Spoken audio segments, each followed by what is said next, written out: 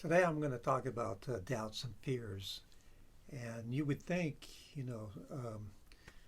especially with the experiences I've had with Mary Magdalene, who, who is my guardian angel and who I call Maggie, you would think after the incredible experiences I've had with her, I wouldn't have any more doubts. But, that's the nature of ego. Ego, EGO, is an acronym for edging God out. And ego will do its best to create these doubts and fears within you, no matter what your experiences are. So let me give you an example. Uh, I was having some doubts about whether these love notes were actually coming from Mary Magdalene, from Maggie. And this was after uh, she had already sent me a message allaying any doubt, a big time message, uh, which I will go into detail in another video. But for this one, this was just a minor doubt, okay? Just ego doing its thing. And so just one morning out of the blue, she said, look up Carlos Castaneda. And Carlos Castaneda was a big phenomena back in the 60s when he came out with the tales of Don Juan. And the big thing about Carlos was a lot of people don't believe that he actually experienced what he writes about, but that he actually made it up. And one of the big issues people have that don't believe his story is Don Juan, the Yaqui Indian shaman. They don't believe he existed. And anyway, Carlos has, in the book, talks about how he met Don Juan at the bus station in Nogales, Arizona. Well, when I was a child, we used to go over and visit our relatives in the Phoenix area. And on the way back, we would stop at different places, to sightsee. And this one summer, I don't know why, I believe my parents wanted to go to the dog races, but they decided to stop in Nogales, Arizona. And of course, right across the border is Nogales, Mexico. And I would never forget that because, they have the same name. So that always stuck in my head that, hey, there's a Nogales, Arizona and a Nogales, Mexico. But anyway, we stopped there. And we were in the motel room in the morning. Everybody was up, getting ready to go to breakfast. And I was still lying in bed. And this wave, now at the time I didn't know what it was. I was maybe 7, 8 years old. But this feeling of, I call it grace today, but this feeling of peace just flowed through me from the top of my head, from the crown of my head, all the way through me and out my toes. And I didn't know what it was. I'd never felt anything like that before. But I liked it. It was a wonderful feeling. But I didn't mention it to anybody. I just thought it was nice. It surprised me.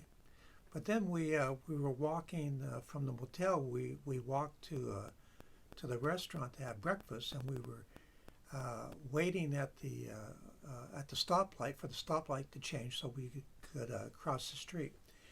And it happened again. This wave of grace, this wave of peace flowed through me. And again, I didn't mention it to anybody. I didn't know what it was. It didn't scare me. I enjoyed it. It felt really good. Well, so much for that, and that was just an incident that happened when I was a child, and never really thought about it again. But now, as an adult, just a few years ago, I'm having doubts about whether these love notes are really coming from Mary Magdalene. So as I mentioned, one morning, she said, look up Carlos Castaneda. I thought, well, I know a lot about Carlos Castaneda because I read most of his books. I read a little history on him. But that's what Maggie asked me to do, so I did it. So I Googled, and actually that's what she said. She said, Google Carlos Castaneda. And that's going to be important as I go along here. So I Googled Carlos Castaneda, and I was reading about him. Not much new stuff I didn't already know. But on the sidebar, there was this little caption that says something about, I forget exactly what it said, but it just referenced the meeting that Carlos had with Don Juan at the bus station, Nogales.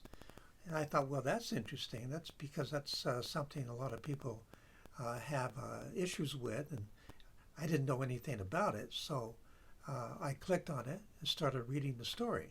And the person writing the story said he was in Mexico, and the only reason, and he was coming back north to return to the States, and he said he got sick just before he got to the border, and that becomes significant because he recuperated in a little town in Mexico before he crossed over the border. And if he hadn't fallen ill and recuperated and spent those extra days there, he would have missed seeing Carlos Castaneda with Don Juan at the Nogales bus station. So that was the significance of him getting sick and recuperating. Now, the town he recuperated in,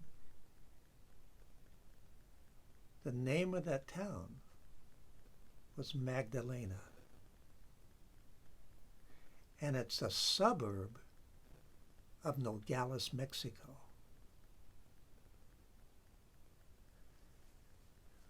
Well, that was a sign from Maggie, from Mary Magdalene, to stop doubting. Right?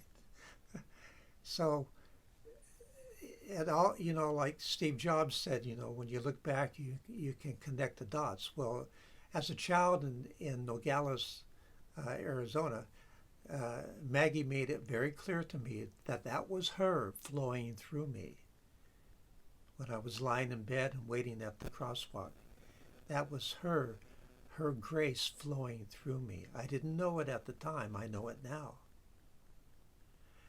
And so when I started having doubts a few years ago, this is how she kind of slaps me on the side of the head and says, stop doubting. So I want to emphasize that no matter what your experiences are, you're always going to have doubts, and from the doubts fears arise. And remember that most fears, FEAR is an acronym for false evidence appearing real.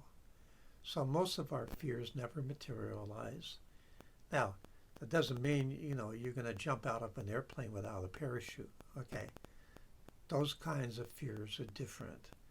But when you start following your bliss, what I call walking your road to Rome, obstacles are going to come up, and many of those obstacles are going to be fears and doubts.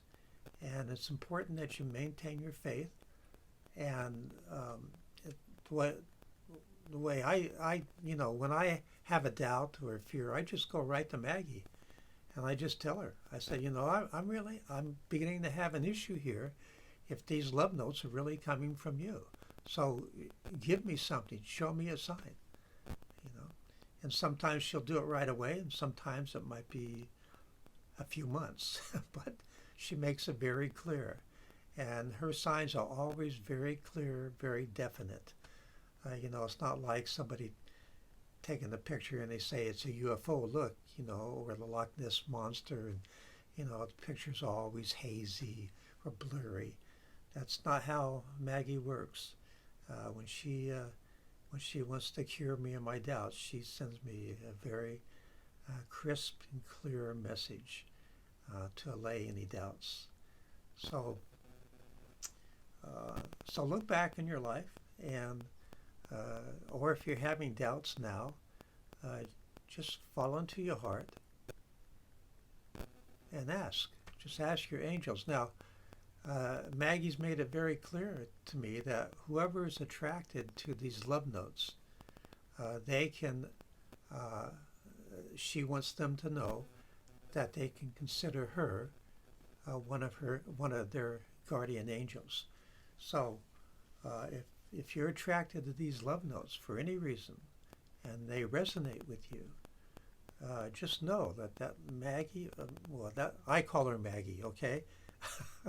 that's my little nickname I have for her. But Mary Magdalene is one of your guardian angels. So when you go into your heart, just ask her, or talk to her.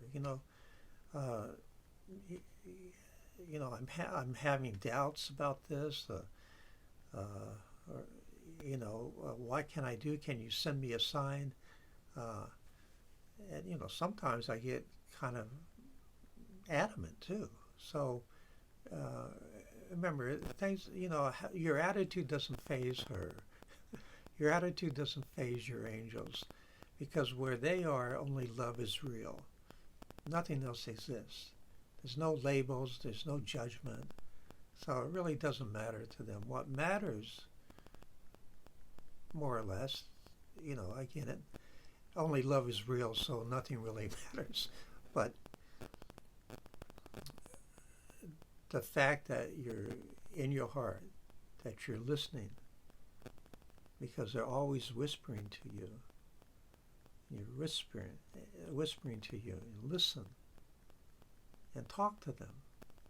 Just start up a conversation. They want to talk to you.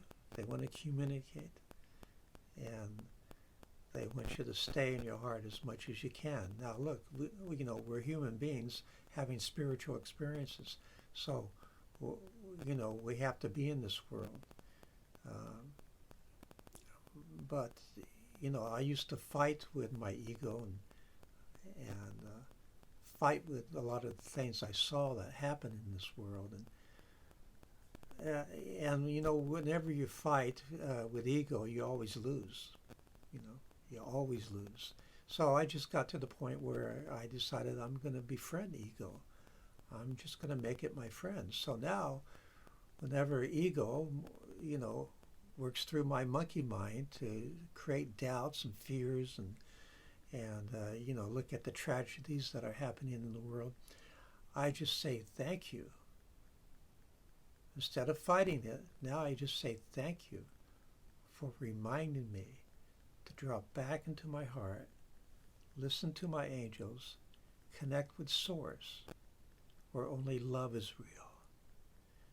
And remember that your journey, once you begin walking your road to Rome, following your bliss, your journey is between you and Source, God, whatever you want to call it.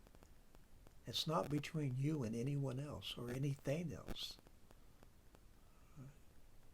If a tragedy happens in the world, that's not that. You have to go back into your heart and maintain that connection with Source, because that's what it's all about. It's about your relationship with Source. And as you become better and better at doing that, then you can actually be in this world, but not of it. So anyway, that's my little talk on doubts and fears, and I hope you enjoyed this and it's helpful for you. If you have any questions, you can always contact me at joseph@jmmlove.com. That's my email. or you can go to my website, jmmlove.com, and connect with me through there. I also have a lot of freebies on there and the other information to help you on your journey. So until next video, be good.